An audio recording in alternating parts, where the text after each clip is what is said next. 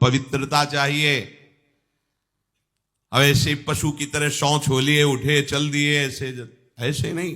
पवित्रता, शौचाचार का निर्वाह कीजिए। लघुशंका भी जाइए तो जल लेकर जाइए। इंद्री का प्रक्षालन, फिर हाथ का प्रक्षालन, फिर 3 बार आचमन, राधा वल्लभ श्री हरिवंश, राधा वल्लभ श्री हरिवंश। जैसे शास्त्रीय विधान में केशवाय नमः, नारायणाय नमः, माधवाय। पवित्र रहिए। देखो भजन कैसे नहीं होता। मिट्टी जल आदि से बाह्य शरीर की पवित्रता और छल कपट के त्याग से भीतर की पवित्रता बढ़ती है। गुरु से कपट, यह सर्वनाश का लक्षण है। अगर तुम में कोई दोष है, गुरुदेव पूछ रहे हैं, तुमने ऐसा अक्षरशः जैसा हृदय में वैसा बोल दे जी, अब चाहे दंड दो चाहे क्षमा करो, ये आपका विषय। पर सत्य बात यह कि मेरे हृदय में ऐसी पाप वृत्ति थी, मैंने ऐसा किया या ऐसा करने का हमारे संकल्प बन रहा है। गुरु से कपट नहीं। अंदर कपट रखोगे, मन मलिन हो जाएगा, भाग जाओगे, माया घसीट ले जाएगी। जो गुरुदेव ने उपासना दी है उसी का केवल अनुष्ठान। समय कहां आपके पास और के लिए? कहां समय है?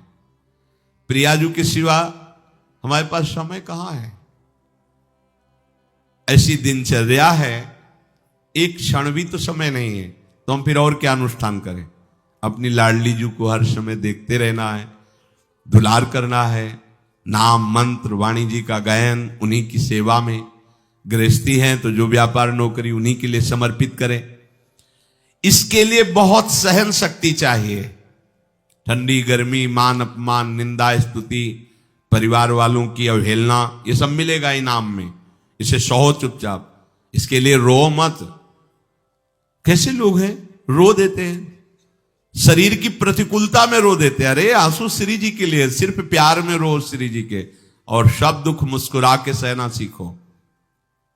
मौनम, वाणी को बहुत संभालिए। नाम जप के लिए मौन बहुत आवश्यक है। अगर बार बार थोड़ी थोड़ी देर में बोलते रहेंगे तो एकाग्रता भंग होती रहेगी, नाम में मिठास नहीं अनुभव कर पाएंगे। कभी कभी ऐसा होता है, ये जाम हो जाता है, बोलना भी चाहे तो नहीं बोल पाते, क्यों? क्रम टूट जाएगा। शाम के समय जैसे किसी से मिलना जुलना नहीं, तो तभी लोग पूछते मौन हो क्या? तो फिर नहीं, मौन नहीं, क्या बात, इशारे समझ लो जो काम, चलो। क्योंकि अगर निरंतर मंत्राकार वृत्ति तो बोलने की भी हिम्मत नहीं रह जाती। पर वहां तक पहुंचने के लिए वाणी का मौन आवश्यक है। मौन का मतलब ऊ करना नहीं है, आवश्यक हो तो शब्द बोल दो, नहीं अधिकतर मौन रहने की चेष्टा करो। जो आपको मार्ग मिला है, कई बार वर्णन किया है कि सत्संग में जो शब्द आपको लगते हैं तो डायरी में लिखना चाहिए, या याद कर लो, बाद में लिख लेना जाके। और अपने लिखे हुए सत्संग के वचनों को रोज स्वाध्याय करना चाहिए।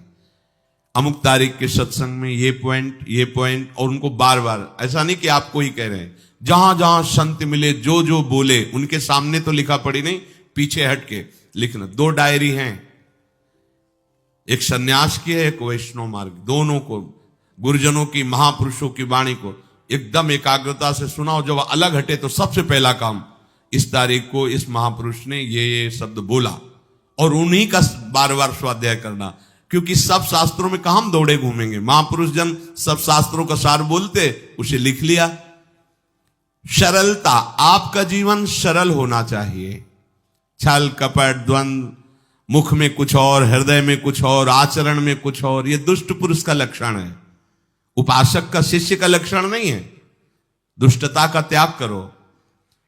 हृदय में कुछ और चल रहा है, वाणी से कुछ और बोल रहे हो, आचरण में कुछ और है, यह दुष्ट पुरुष का लक्षण है। साधु पुरुष का जो वाणी में वही, हृदय में वही, आचरण में है, तीनों की मिलान है, वही साधु है, वही उपासक है, वही भक्त है, जिसकी तीनों एक हो। वाणी से जो बोला वही हृदय में है, जो हृदय में वही आचरण में है। यहां वाणी से कुछ बोल रहे, हृदय में कुछ चल रहा है, आचरण कुछ और बता रहे, ये ठीक नहीं। सरलता का तात्पर्य है मन, वचन और कर्म, ये तीनों एक होने चाहिए।